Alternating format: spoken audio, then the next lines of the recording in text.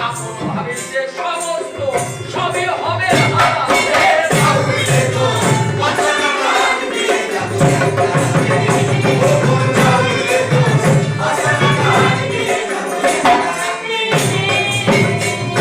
আর ভেদা ভেদ করতে না হিন্দু মুসলমান